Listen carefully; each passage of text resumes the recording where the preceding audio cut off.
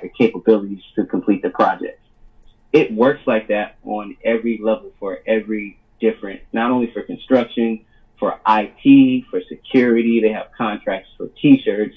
I just recently seen the contracts for the Army. The Army and the Navy put out contracts because they need PT shirts, physical training shirts, and the company, the Army, they needed, I think they needed over 1,700 shirts, and so that jobs like that get passed out to small businesses. So that is what our company is in existence for, is to spread the awareness that, hey, you don't have to just rely on the public to do business. You can actually do business with the government, and it's actually more lucrative because the government will give you contracts. Once you complete one contract successfully for the government, then you are looked at as trustworthy in the government's eyes, so you can continue to get those contracts as long as you show up and to the pre-bid meetings and talk to the right person. Because really, it's not about the bid.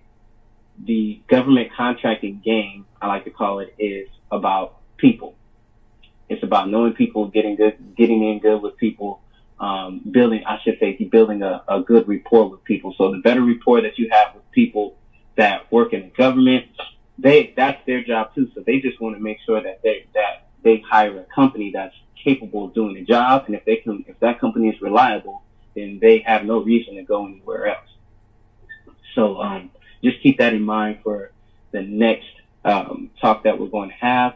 I will open up this next 30 minutes for anyone that has any questions, comments, or concerns.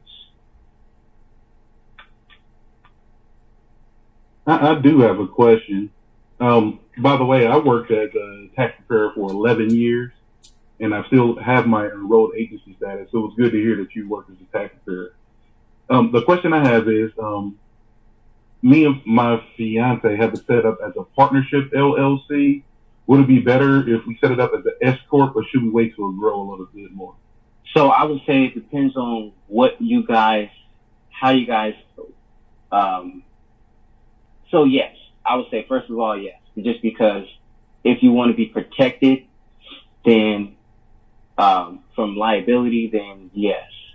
So my first question actually should be, is there a specific reason that you set it up as a partnership? Didn't want the typical LLC. Didn't know any better, honestly. Okay, that's fine. That's fine. It's definitely fine. Because some people use it to try to build their business credit fast because they're using their social directly. So I would just go ahead and really what you can do is, like I said, I will send you, if you give me your email address, I will send you this sheet that I have that shows you different corporations, different types of entities and business structures. And if you click on S Corp, it'll take you directly to the form that you need to file, which is Form 2553, to just change that election from a partnership to an S Corp. Okay, so I don't need Form 8332? I believe that is a power of attorney form. Let me take a look at that if I'm not mistaken. Or is that the entity class form? Partnership. Yeah, you would need, according to IRS, the Form 2553. Now,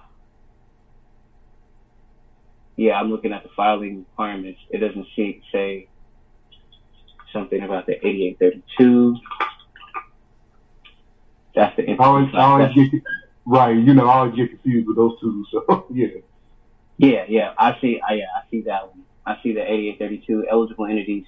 So an eligible entity uses Form 8832 to elect how to be classified for federal tax purposes as a corporation or partnership. Yeah, so you're trying to change from a partnership to an S Corp. Right. Yeah, so you would use the 2553. Okay, thanks. Yeah, no problem.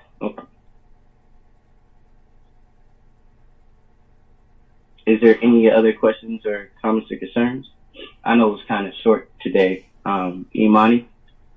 Did you I have have a anything? question. Oh, okay. Go ahead. So I run my business currently as a sole proprietor, and I've been doing a little research on which I wanted to file under, and I definitely agree with the whole LLC being tied to you thing. Would an escort be the best filing? As because I do like retail. I have a retail store, online retail store. Okay. Yeah, I would say so. And once again, I'm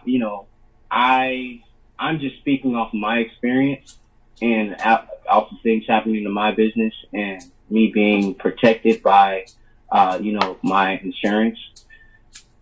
The S corp. So this is the example that I use. If you were working at McDonald's and you were flipping the burgers, and the burger, somebody came back to you and said, "Hey, there's a roach in my burger," right? Nobody, they would not be able to sue you personally because you were making the burgers. They would actually have to sue the company. So that leaves, you're protected by the corporate umbrella or the corporate veil of the company. So that, yes, I would definitely use an S corp if you're in that type of thing, just so that you can, it just separates you from the company itself as far as liability goes. So you still control the company, but you're not liable for anything that the company does. And then if your company does injure someone, you would have that insurance to be able to, remedy that person or company, whoever it is. Okay, thank you. Because like I said, I just kind of felt like the LLC and the sole proprietor were technically the same thing. Yeah, technically it is. Technically, as far as, especially with liability. Okay, thank you. Uh-huh. And so after so Imani, go ahead, take it away. oh no, I got a question because you already know I'm still learning. You sound kind of far away. Okay, hold on one second. Okay, is that better? Yes. Okay. Because I'm still learning, and I know right now technically I'm an LLC, and so it's after. So you guys, Mr. Alaric is actually showing me and like building my business credit, right, so that I can actually qualify for the government contracts, which I'm super excited for. And so after that business credit is built, am I then switching over to an S corp or something different? Because I think that's dope. So, really, I believe you can switch over at any time. What I would say would to be to switch over before you start to build your business credit, just in case they give you a new EIN number or anything like that. Because, your business credit is attached to your EIN number. Your EIN number is like a social security number for your business. Well, right on. So if you're thinking about making the switch, I would make it as early as possible. Right on. Thank you so much for answering that. Yeah, because there's so much, like, this is, it's like, okay, so I took chemistry because it was a challenge, and I ended up failing chemistry. So this is definitely, you know what I'm saying, a learning opportunity, because there's a lot that I don't know, but that's so cool. Thank you, sir. No problem.